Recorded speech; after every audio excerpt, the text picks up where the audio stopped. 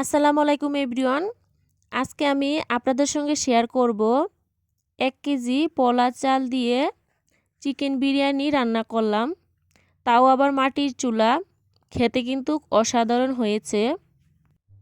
তো এখানে আমি বিরিয়ানি রান্না করার জন্য যা যা উপকরণ লাগে তার মধ্যে আমি এখানে প্রথম দিয়ে নিয়েছি পেঁয়াজ কুচি, রসুন কোয়া, তারপরে হয়েছে আপনার এলাচ, দারচিনি আর হচ্ছে তেজপাতা, মানে এগুলো আমি এখন এড করে দিলাম। তো এখন আমি এই পেঁয়াজগুলি ভালোভাবে এখন আমি একটু ব্রাউন কালার করে নিব।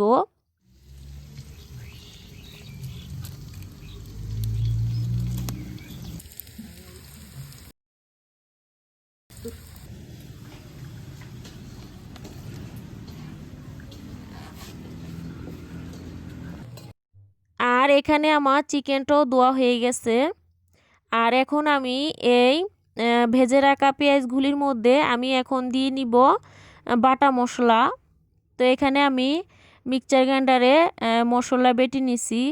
এখানে আমি কাঁচামরিচ, তারপর হয়েছে আপনার আদা, রসুন, পেঁয়াজ এগুলা আমি বেটে নিছি।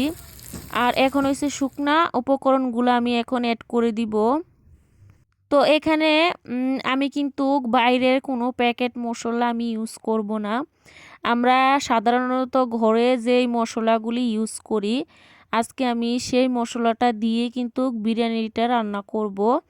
আর সত্যি বলছি, একবার হলো এভাবে রান্না করে দেখবেন, খুবই টেস্টি হয় এভাবে বিরিয়ানি রান্না করলে। তো এখন আমি এই যে একটু পানি অ্যাড করে দিচ্ছি যাতে করে মশলাটা পুড়ে না যায়, সেই কারণে। তো আমি এখন এই মশলাটা ভালো করে একটু ভেজে নেব, তারপর আমি মাংসটা অ্যাড করব। আর আমার কাছেও খুবই ভালো লাগে এভাবে বিরিয়ানি রান্না করলে। তো এখানে হয়েছে আমি মাংসটা দিয়ে নিয়েছি। আর এখন আমি মাংসটাকে ভালোভাবে একটু কষিয়ে নিব। তো এক একজনের কিন্তু এক এক রকমভাবে রান্না করে। তো আমি যেভাবে রান্না করলাম আমি সেটাই আজকে আপনাদের সঙ্গে শেয়ার করার চেষ্টা করব। তো এখানে হয়েছে আমি এখন চিকেনটা ভালোভাবে এখন কষিয়ে নেব। আর চিকেনটা যত কষাবেন ততই কিন্তু বিরিয়ানির রান্নার টেস্টটা আরও ভালো হবে।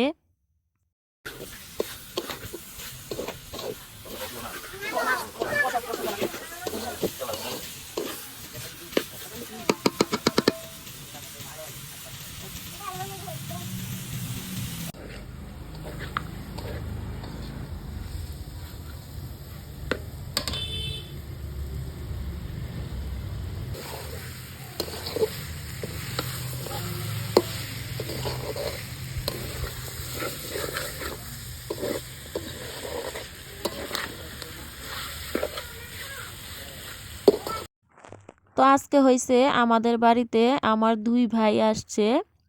তো তাদের জন্য স্পেশাল এই বিরিয়ানিটা রান্না করা। তো সেই কারণে আজকে মাটির চুলাতে বসে পড়লাম বিরিয়ানি রান্না করার জন্য।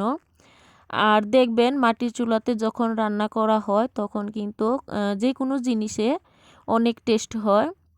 তো সে কারণে আমি আজকে এখানে মাটির চুলাতে বিরিয়ানিটা রান্না করে নিচ্ছি।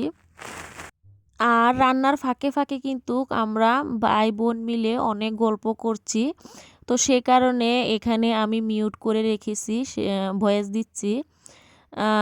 তো এই আর কি।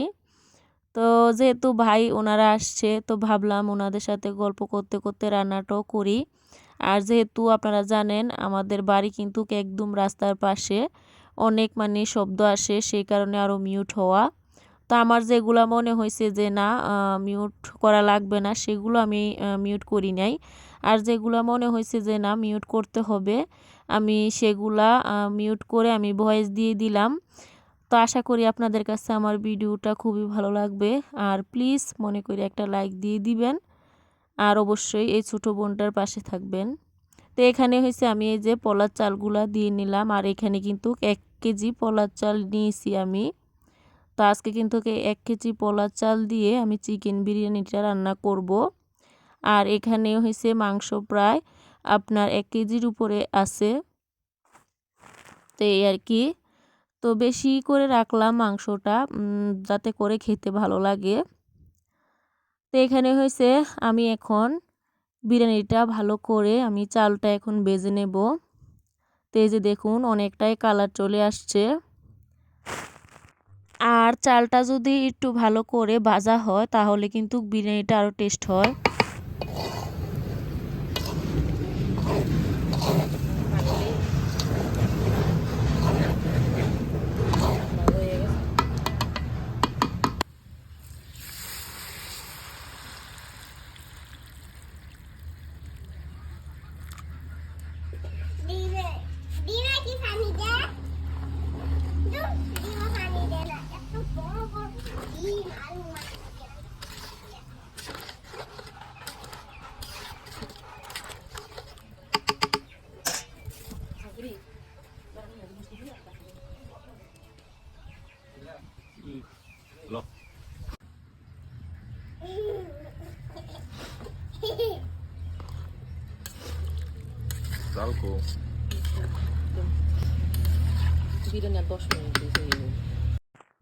তো এখানে কিন্তু আমি সব কিছু দিয়ে এখন আমি ঢাকা দিয়ে ঢেকে রেখে দিছি। আর এখানে আমি চেক করলাম আমার লবণটা একটু কম আছে, সে কারণে আমি এখন এই যে আর একটু সামান্য পরিমাণে লবণটা অ্যাড করে দিচ্ছি।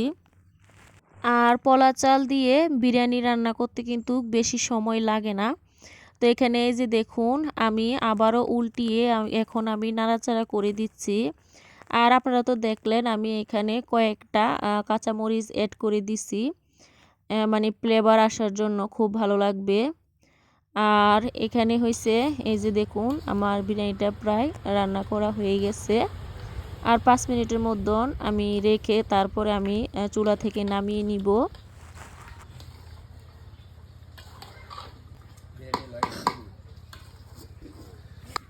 তো ফাইনালি আমার কিন্তু বিরিয়ানিটা রান্না করা হয়ে গেছে। তো আমি কিন্তু এখন বিরিয়ানিটা ঘরে নিয়ে নিব। আর অবশ্যই বলবেন কেমন হয়েছে। আর 2 ভাইকে খেতে দিব, ওনারা বলবে কেমন হয়েছে। আশা করি ওনাদের কাছে খুবই ভালো লাগবে আমার এই বিরিয়ানি রান্নাটা। আর আজকে স্পেশালি আমার 2 ভাইয়ের জন্য আমি আজকে বিরিয়ানি রান্না করলাম। 1 কেজি পলার চাল দিয়ে চিকেন বিরিয়ানি, খেতে কিন্তু অসাধারণ হয়েছে। তো আপনারা বলবেন কেমন হয়েছে। তো আজকে ভিডিওটা এখানে শেষ করে নিচ্ছি। আল্লাহ হাফেজ।